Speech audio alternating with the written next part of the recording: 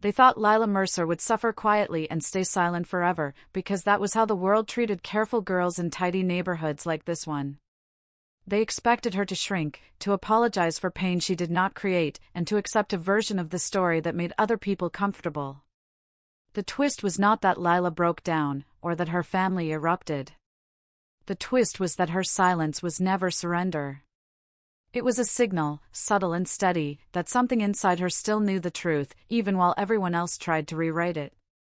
Lila was the kind of young woman who moved through rooms like a soft current, present without demanding attention. She studied hard, worked harder, and carried herself with a calm intelligence that made other people underestimate her. In her professional program, she had been reliable, meticulous, and quietly ambitious. Then a single week changed the temperature of her life. An evaluation appeared that did not match her work, and a complaint surfaced that did not match her character. The language was polished, official, and damaging in the way only careful wording can be.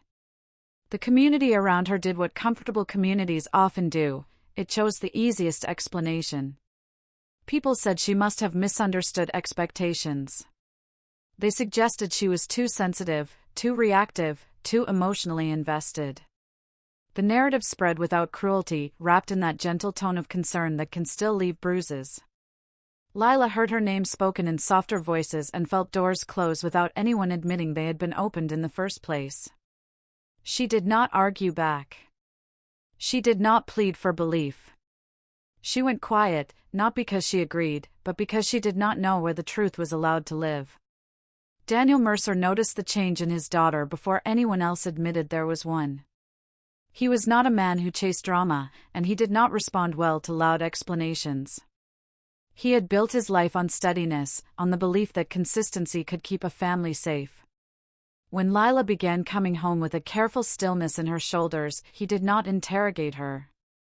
He simply paid attention. He watched how she stopped humming while she cooked. He watched how she avoided looking at her phone. He watched how she folded into herself, as if trying to take up less space inside her own life.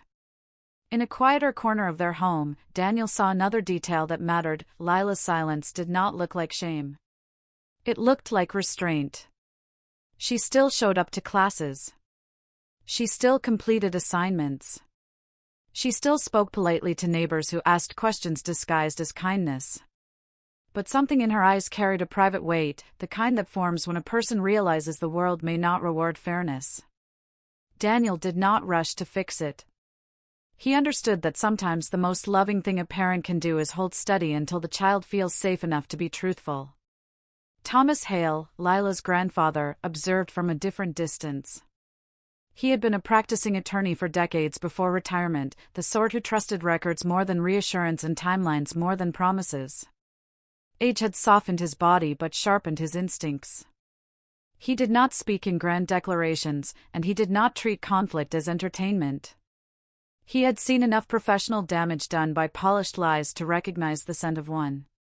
When Eleanor-like warmth filled family rooms, Thomas appreciated it. When professional institutions hid behind procedure, he studied it.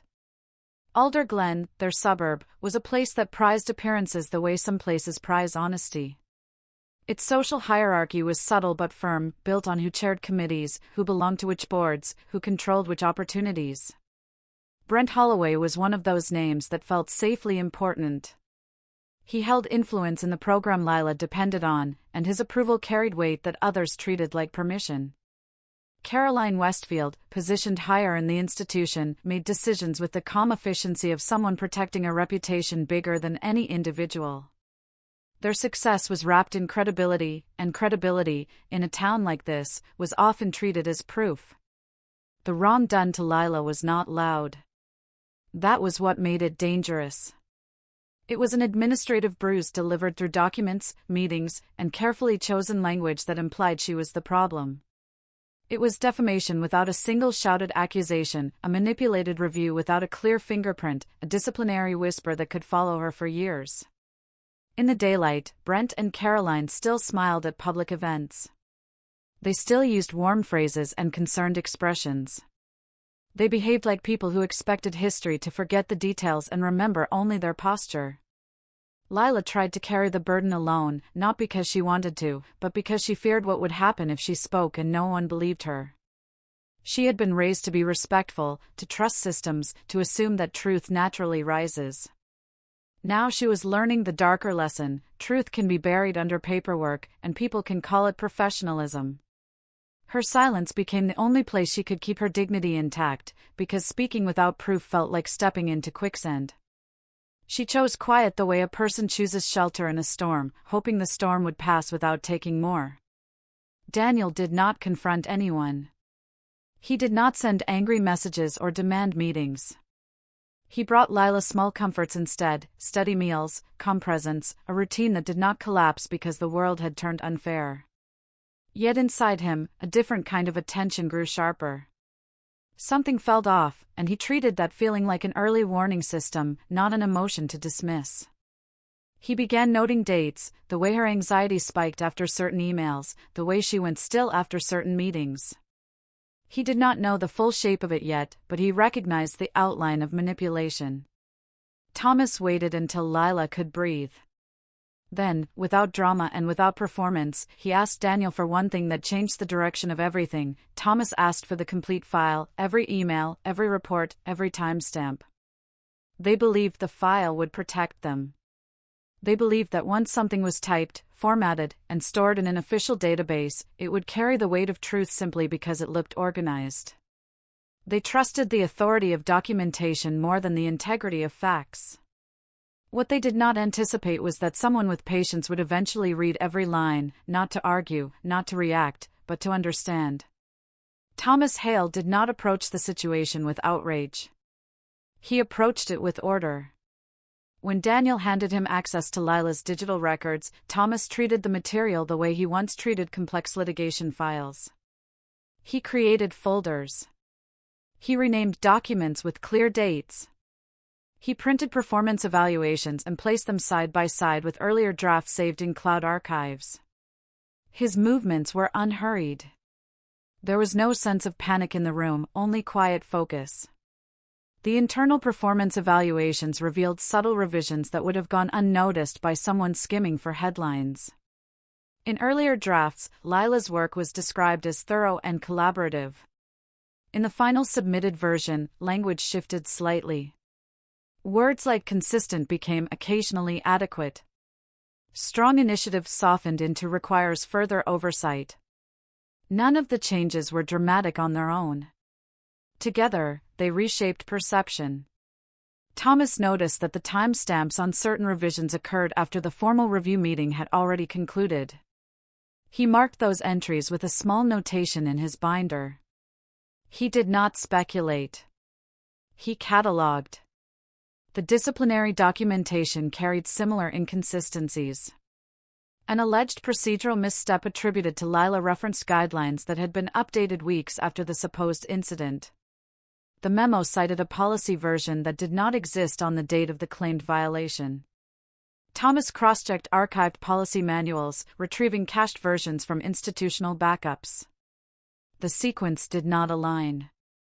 Discovery text surfaced gradually through Lila's preserved email chains and internal messaging logs. She had saved everything instinctively, not because she expected vindication, but because something inside her feared erasure. Brief messages between Brent Holloway and Caroline Westfield, referenced in scheduling notes and follow-up summaries, hinted at discussions that predated formal complaints. The tone was professional, but the timing was revealing. Decisions appeared to form before conversations officially occurred. Timeline inconsistencies accumulated quietly. Meetings described as reactive were scheduled days before any written concern had been submitted. Review panels cited documentation that had not yet been finalized. A narrative was constructed first, supporting paperwork followed. Brent assumed institutional backing protected him. His confidence rested on the idea that administrators prefer cohesion over confrontation. Caroline relied on reputation as insulation. She had built years of credibility through polished leadership and visible composure. In environments where image is currency, long-standing reputation often outweighs isolated dissent. They believed that even if minor irregularities surfaced, they would be interpreted as clerical oversight rather than intentional shaping. Meanwhile, Lila wrestled privately with doubt. Reading her own file felt like reading a distorted reflection. She questioned whether her memory had exaggerated events. She wondered if her expectations had been unrealistic. The official tone of the documents carried an authority that pressed against her confidence. Silence began to feel less like dignity and more like uncertainty. Daniel remained steady. He did not dismiss her fear, and he did not dramatize it. He reminded her, gently and consistently, that truth does not vanish because it is challenged. He encouraged her to focus on facts rather than feelings, not because feelings were unimportant, but because facts endure scrutiny. His reassurance carried no theatrics. It was anchored in belief. Thomas continued the documentation process with meticulous care. He created chronological spreadsheets mapping every communication against institutional actions. He identified gaps where documentation should have existed but did not. He highlighted discrepancies between meeting summaries and email threads. Silence, once Lila's shield, now became the family's strategy. They did not announce their findings. They refined them. Evidence was categorized not for confrontation but for clarity. Performance revisions were grouped separately from policy discrepancies. Communication timelines were cross-referenced with administrative decisions. Thomas avoided drawing premature conclusions. He trusted that structure would reveal intention without emotional interpretation. Protective restraint defined the atmosphere in the Mercer home. There were no heated discussions about revenge or humiliation. Instead, there was a shared understanding that correction required patience. Eleanor liked warmth-filled evenings, even as binders thickened on the study desk. Lila began to feel a subtle shift within herself, not sudden confidence, but relief that someone was examining the story with care. As Thomas reached the final section of the disciplinary file, he paused. A specific clause cited as justification for formal action referenced an internal review committee requirement that, according to archived bylaws, mandated documented peer consultation prior to sanction. No such consultation appeared in the record. There were summaries, but no signed acknowledgments from required members. The procedural chain was incomplete. Thomas leaned back in his chair, rereading the bylaws to confirm what his experience already suggested. The disciplinary action, as recorded, did not meet its own institutional standard. It was not merely harsh. It was procedurally invalid. He closed the binder slowly, understanding the weight of what he had just uncovered. Thomas identified a procedural violation that invalidated the entire disciplinary action. They thought it was just one girl. One evaluation. One quiet correction that would settle into the background like so many others before it. They believed if Lila Mercer stayed silent long enough, the story would dissolve and the institution would remain untouched. What they did not expect was that silence, when observed carefully, can reveal patterns, and patterns are far more dangerous than protests. Thomas Hale had practiced law long enough to know that isolated injustice is rare. Systems do not malfunction once, they develop habits. After uncovering the procedural violation in Lila's case and the deleted email that suggested coordination before documentation, he shifted his focus outward. He did not speak of exposure or scandal. He spoke only of structure. If the process had bent for Lila, it had likely bent before. He began reviewing publicly available academic records, archived newsletters, and alumni updates from the past several years. 3 names surfaced repeatedly in subtle contexts. Former students once described as high-performing disappeared from the program shortly after receiving abrupt evaluative downgrades. Their departures were framed as personal decisions or strategic transitions. None had filed visible appeals. None had made noise. They had left quietly, the way Lila had been expected to. The institution preferred that version of events. Reputation, once polished, is guarded carefully. Annual reports highlighted innovation and leadership excellence. Promotional materials celebrated mentorship and student empowerment. In such environments, acknowledging procedural harm risks destabilizing the brand. Truth becomes secondary to continuity. Complaints are not denied aggressively, they are absorbed, reframed, and gradually minimized until they seem like misunderstandings. Brent Holloway moved comfortably within that system. Omnisciently, his confidence was rooted not in cruelty but in familiarity. He had learned how far language could stretch before it snapped. He trusted that his professional tone, combined with administrative backing, would outweigh any single voice. He believed his role required difficult decisions and that criticism was an unavoidable byproduct of leadership. He did not view himself as silencing anyone. He viewed himself as maintaining order. Caroline Westfield operated with similar certainty. To her, stability was paramount. She understood how quickly external oversight could complicate internal governance. When concerns surfaced, her instinct was to protect institutional coherence.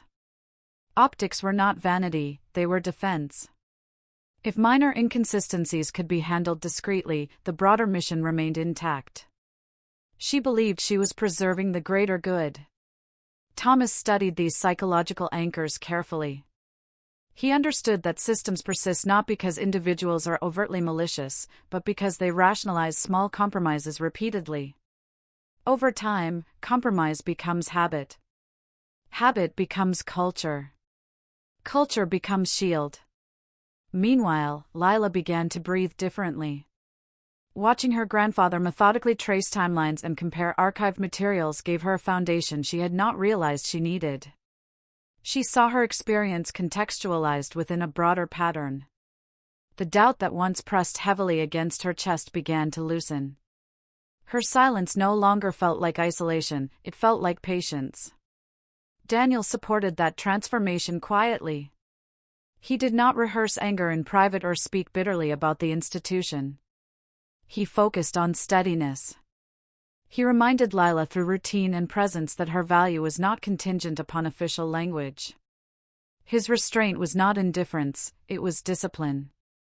Thomas expanded his inquiry into institutional policy revisions over the past 5 years.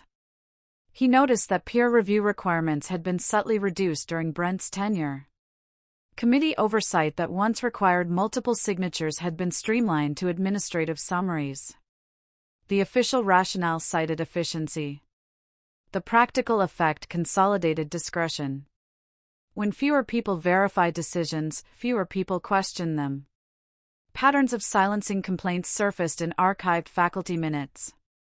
Concerns were often redirected to informal resolution pathways rather than formal review. Informal pathways leave fewer records. Fewer records leave fewer traces.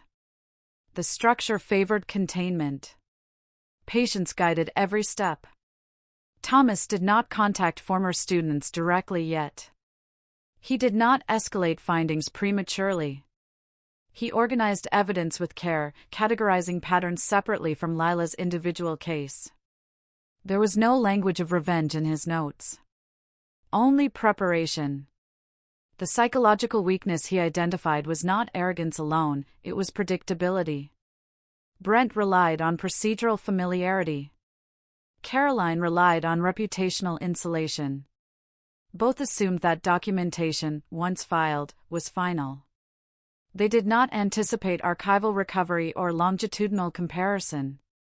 When Thomas revisited the backup email server, he conducted a broader keyword search across archived communications. Most results were mundane administrative threads. Then he discovered a secondary exchange tied indirectly to Lila's timeline. The message had been deleted from primary accounts but preserved in compliance storage. The content was measured but revealing. It referenced ensuring alignment before documentation and managing expectations prior to formal review. The timestamp placed the exchange days before any performance concern had been officially recorded. The language suggested coordination not merely in response to complaint, but in anticipation of shaping it. Thomas read the email twice, then compared it against the official timeline. The sequence was undeniable. The narrative had been structured before it was justified. Lila's evaluation was not an objective conclusion, it was the final step in a prearranged sequence. He felt no surge of anger, only gravity. This discovery shifted the matter from procedural irregularity to systemic intent. It revealed that Lila's silence had been expected, even relied upon. Lila stood beside him as he explained the implication calmly. For the first time, she did not look uncertain. She looked steady. Her voice, though still soft, carried clarity. She understood now that what had happened to her was not weakness on her part, but strategy on theirs. Thomas closed the archive window and organized the recovered email within a new folder labeled simply, Sequence. A deleted email recovered through backup archives changed the narrative completely. They thought if she stayed quiet long enough, the damage would settle into permanence. They believed the official record would outlive her voice. They assumed that even if her family questioned it privately, they would never challenge it formally. What they did not understand was that restraint is not the absence of action. Sometimes restraint is preparation. And preparation, when guided by patience, becomes power. Thomas Hale did not rush toward confrontation after discovering the coordinated email and procedural violations. Experience had taught him that evidence gains strength when it is allowed to mature fully. Instead of sending immediate correspondence or demanding explanation, he began drafting a formal grievance with meticulous care. The language was structured, unemotional, and anchored entirely in documented sequence. He referenced policy inconsistencies, timeline discrepancies, and archived communications without speculation. Each assertion was supported by an exhibit number, each exhibit cross-referenced against institutional bylaws. Daniel reviewed the draft quietly, offering practical insight rather than emotional reaction. He admired his father-in-law's discipline, recognizing that this was not about proving outrage but about demonstrating misalignment between stated policy and actual conduct. Lila read the document last. Seeing her experience translated into calm, precise language shifted something inside her. What had once felt personal and destabilizing now appeared factual and defensible. Her confidence did not surge dramatically. It settled, steady and grounded.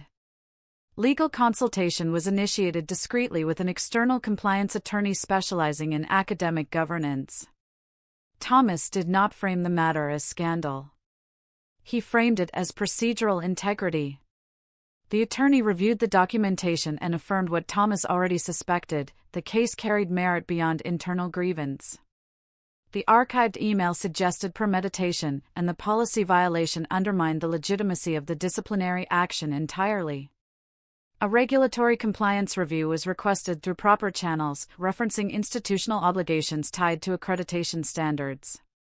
The request did not accuse.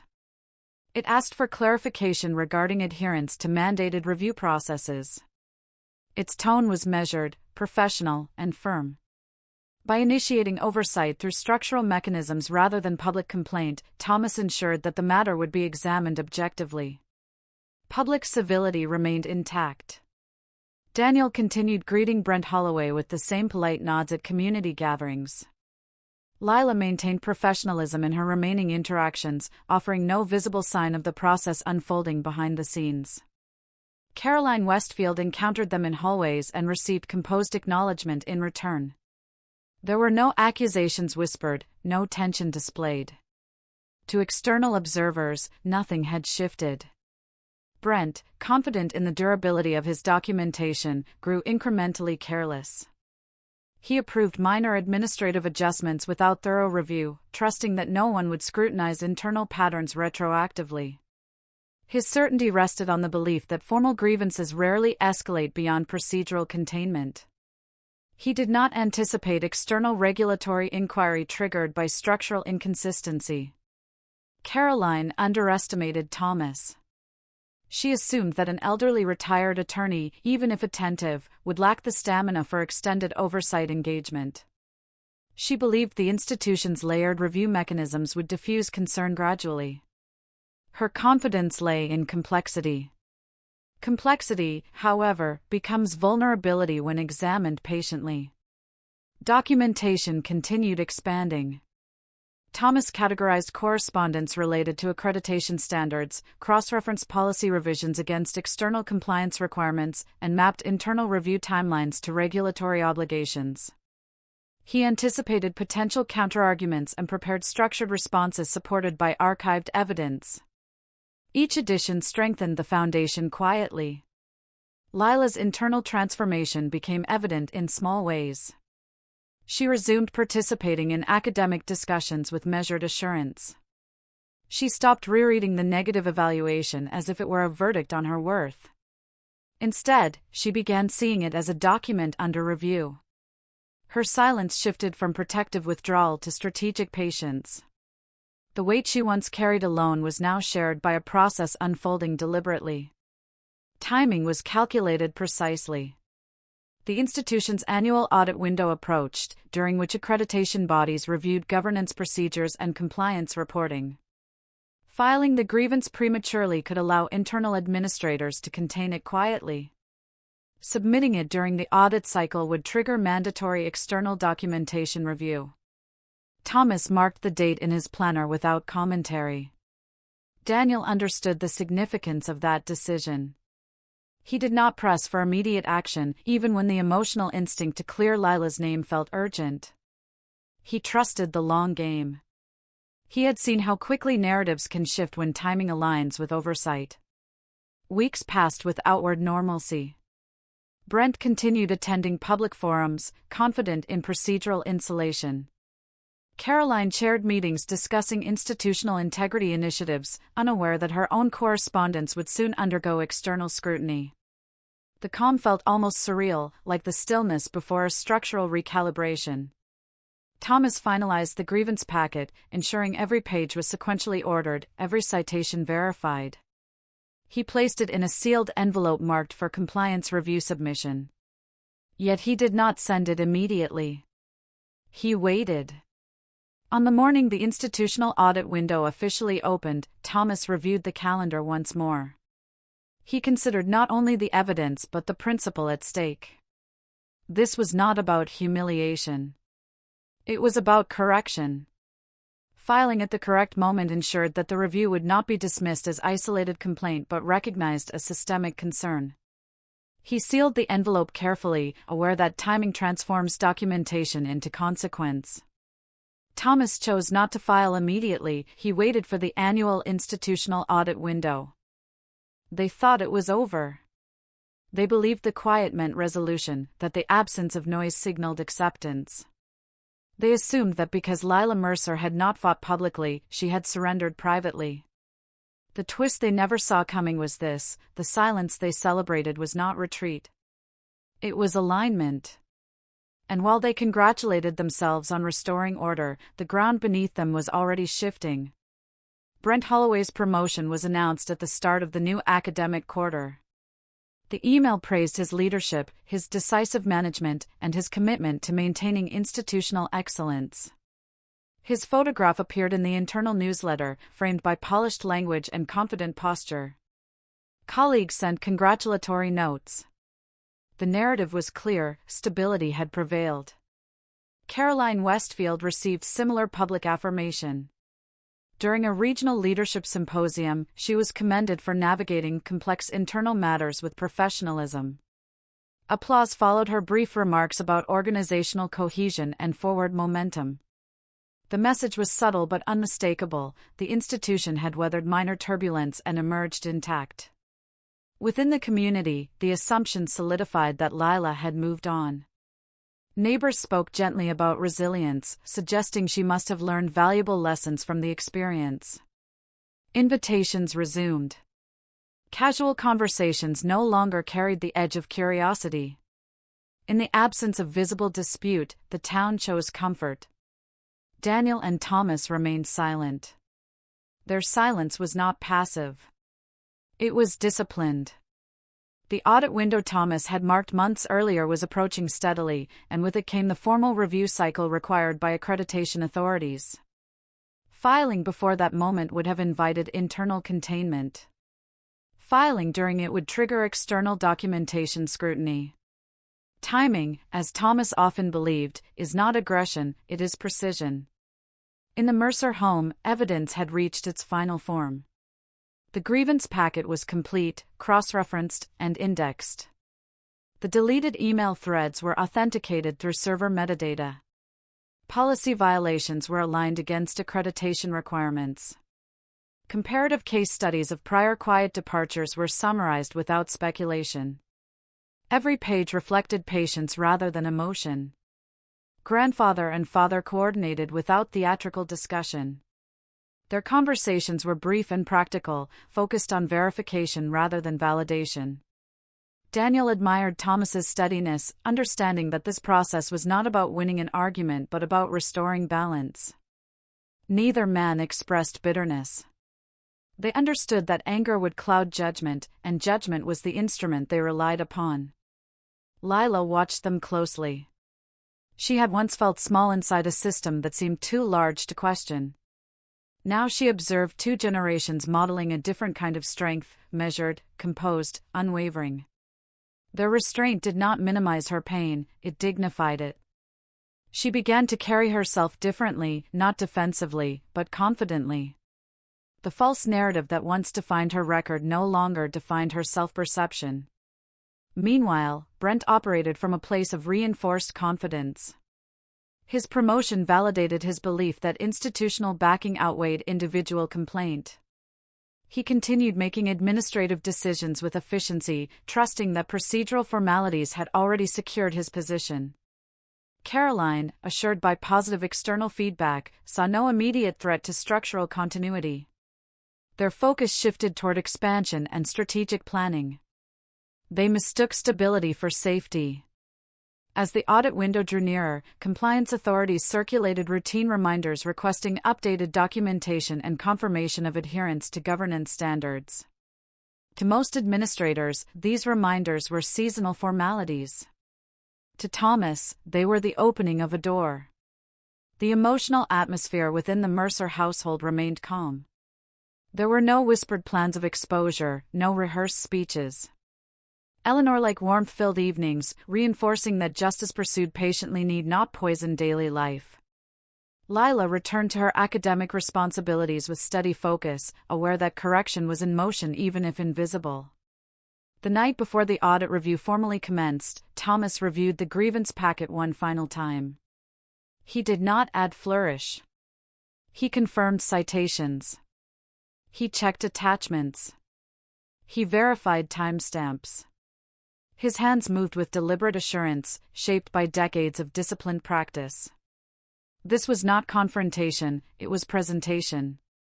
Daniel stood beside him briefly, offering quiet acknowledgement rather than commentary. He understood the weight of this moment, not as drama, but as culmination. Lila slept peacefully upstairs, unaware of the exact hour her narrative would begin shifting publicly. That innocence felt sacred. Morning arrived without spectacle. Brent entered his office anticipating routine compliance confirmations. Caroline prepared to submit annual governance summaries as she had many times before. The institution moved forward confidently, believing prior turbulence had been resolved. In the Mercer study, Thomas sealed the final envelope addressed to the Accreditation Oversight Body and Regulatory Compliance Office. The complaint was structured, factual, and comprehensive. It did not accuse, it demonstrated. It did not dramatize, it aligned evidence with obligation. He paused only briefly before submission, not from doubt, but from respect for process. Then, precisely as the audit review officially opened, Thomas transmitted the sealed complaint through the designated compliance channel, triggering mandatory review protocols tied to accreditation integrity standards. There were no raised voices. No declarations. Just the quiet click of confirmation. On the morning of the audit review, Thomas submitted a sealed complaint. They thought nothing would happen. They believed even if a complaint had been filed, it would be absorbed quietly, softened by procedure, and resolved behind closed doors. They assumed power protects itself. What they did not anticipate was that accountability does not need spectacle to be effective. Sometimes it arrives quietly, through official letterhead and structured review, and when it does, it reshapes everything without raising its voice. The external investigation began as all formal reviews do, methodically and without emotion. Accreditation authorities acknowledged receipt of the complaint and initiated a compliance inquiry tied directly to governance standards. The language of the notification was neutral, referencing documented procedural discrepancies and requesting full submission of relevant records. It did not accuse. It required. Within days, institutional records were formally requested under audit authority. Performance evaluations, committee minutes, archived policy revisions, internal email logs, and administrative correspondence were preserved under review protocol. Subpoena authority followed where necessary to ensure completeness. What had once seemed settled was reopened, not dramatically, but officially. Brent Holloway received notice through formal channels. The letter outlined compliance concerns regarding procedural adherence and documentation integrity. He read it twice, certain there had been some misunderstanding. The timing unsettled him more than the content. The audit window amplified scrutiny, ensuring that findings would be reviewed externally rather than resolved internally. His confidence faltered not because he feared confrontation, but because he recognized structure when he saw it. This was not rumor. It was oversight. Caroline Westfield responded with controlled urgency. She convened internal meetings to review documentation before submission, framing the matter as routine clarification. Her tone remained composed, yet beneath that composure lay calculation. She attempted to streamline responses, selecting records she believed demonstrated policy adherence. However, audit protocols required full transparency. Archived communications, including those deleted from primary accounts, were already preserved under compliance backup regulations. Internal communications were reviewed alongside official reports. Investigators mapped timelines with precision, aligning email sequences with evaluation drafts and disciplinary memos. The coordination implied by the recovered messages became clearer when placed against the procedural framework. The narrative that had once seemed administratively coherent now revealed inconsistencies too numerous to dismiss as clerical oversight. There were no dramatic confrontations in hallways. No heated exchanges in faculty lounges. The process unfolded through document transfer portals and scheduled interviews conducted in measured tones. Procedure replaced performance. In the Mercer home, calm persisted. Daniel declined media inquiries politely, explaining that the family trusted the review process. Thomas offered no commentary beyond confirming cooperation. Lila maintained her academic responsibilities with steady composure. She did not seek vindication publicly. She focused on her work, aware that truth was being examined systematically. The evidence proved airtight. Forensic authentication of archived emails confirmed their origin and timestamp integrity. Policy violations were cross-referenced against accreditation requirements.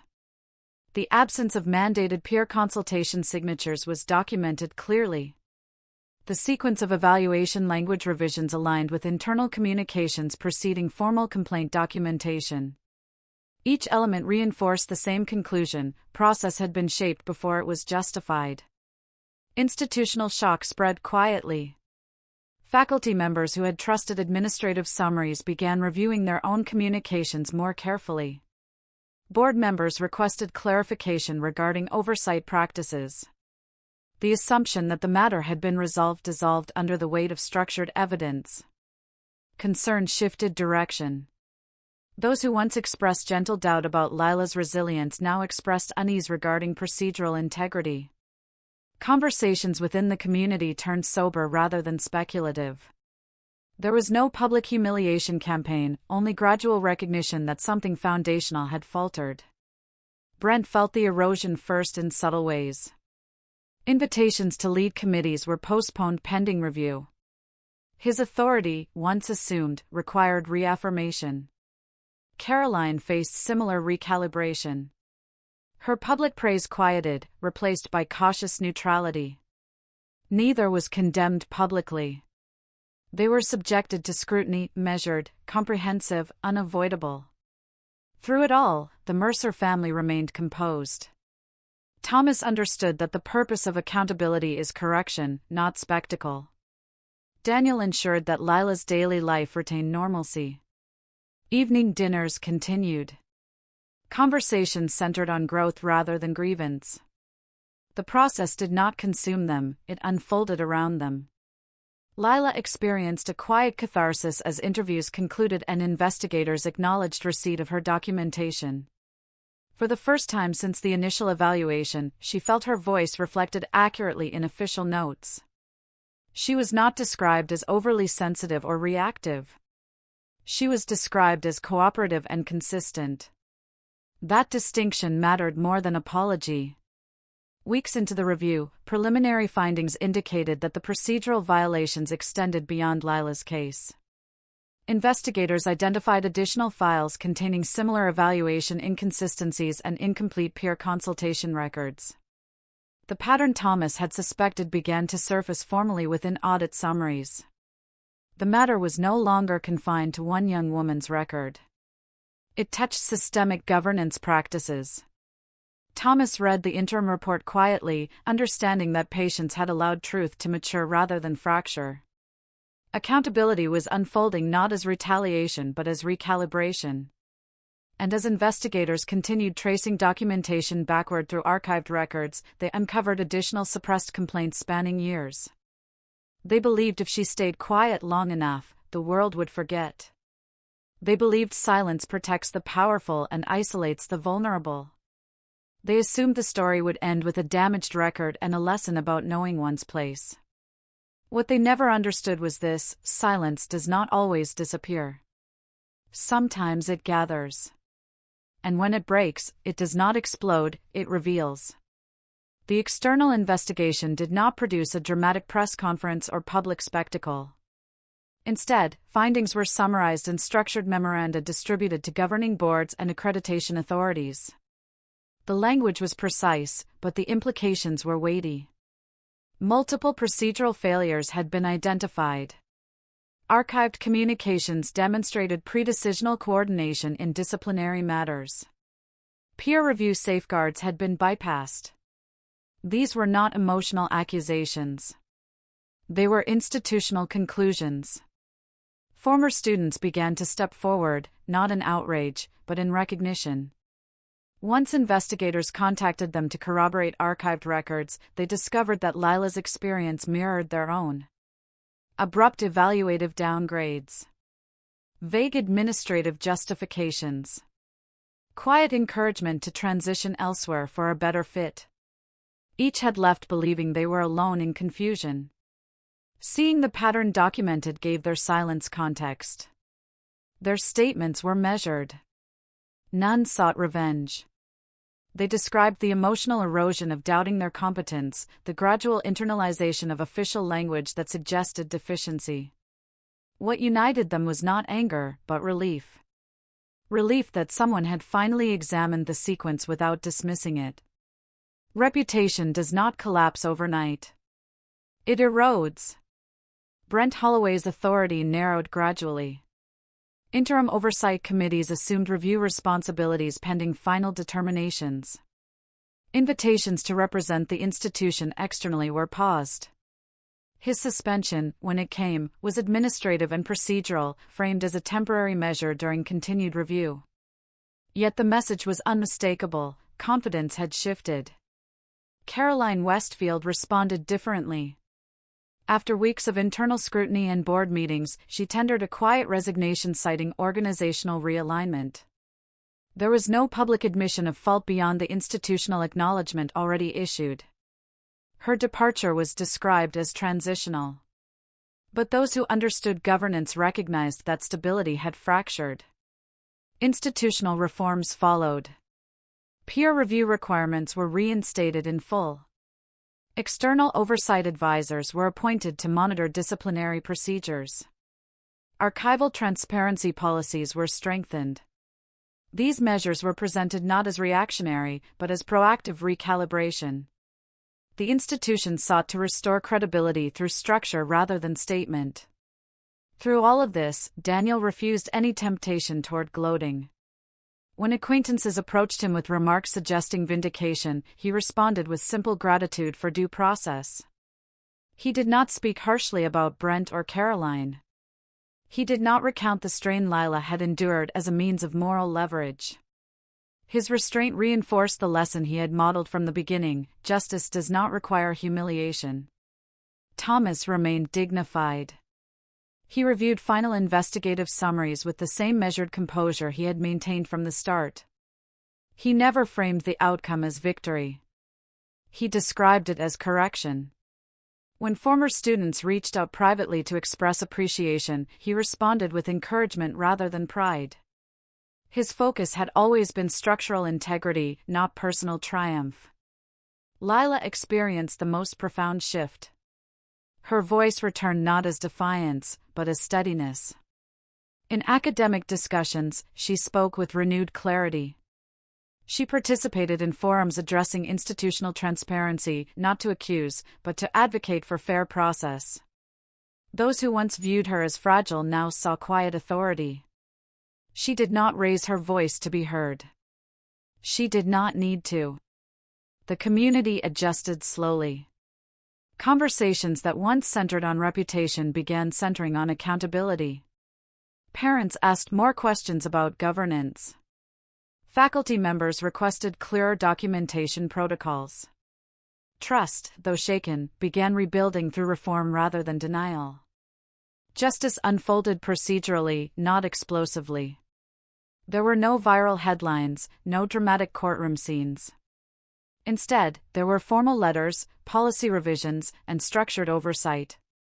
The catharsis came gradually, like tension dissolving after months of uncertainty. Lila's name was no longer whispered cautiously, it was spoken with respect. In the Mercer home, evenings felt lighter. Not triumphant, lighter. The weight of doubt that had once pressed against the walls had dissipated. Daniel noticed how Lila laughed more freely. Thomas observed how she no longer hesitated before opening institutional emails. These were small shifts, but they carried meaning. Yet one matter remained unresolved. While the investigation confirmed procedural failures and systemic reform was underway, Lila's official record still contained the original disciplinary notation pending final administrative ruling. The documentation had been discredited, but formal expungement required a separate decision from the governing review board. Thomas received notice that the final ruling would be issued within weeks. It would determine whether the record that once threatened to define Lila's future would be permanently cleared. Silence had broken on its own. Accountability had unfolded with dignity. Reform had begun. But one final ruling remained, and it would determine whether Lila's record would be permanently cleared. They thought she would stay silent forever. They believed that once a record is stamped, once a narrative is typed and archived, it becomes permanent. They assumed that even if reforms followed, the quiet mark beside her name would remain. What they did not understand was that silence, when rooted in truth, does not erase a voice. It refines it. And sometimes the strongest voices are the ones that never needed to shout. The final ruling arrived on a quiet afternoon, delivered through official correspondence bearing the seal of the governing review board. Thomas Hale opened the document slowly, not from hesitation but from respect for process. Daniel stood nearby, steady as he had been from the beginning. Lila sat across the room, composed, her posture reflecting months of patient endurance rather than anxious anticipation. The language was formal and precise. Following comprehensive review, the disciplinary action issued against Lila Mercer was declared procedurally invalid and substantively unsupported. All related documentation would be permanently expunged from her academic record. Internal notations were to be removed. Any external reporting based on the flawed evaluation was to be corrected. The board acknowledged systemic oversight failures and affirmed the institution's commitment to restored fairness. It was not an emotional apology. It was a correction. Lila read the document herself, eyes steady, hands calm. There were no tears of collapse, no dramatic release. Instead, there was something quieter, a settling. The invisible weight she had carried since the first distorted evaluation lifted not in a rush, but in layers. Her name, once shadowed by insinuation, stood clear again.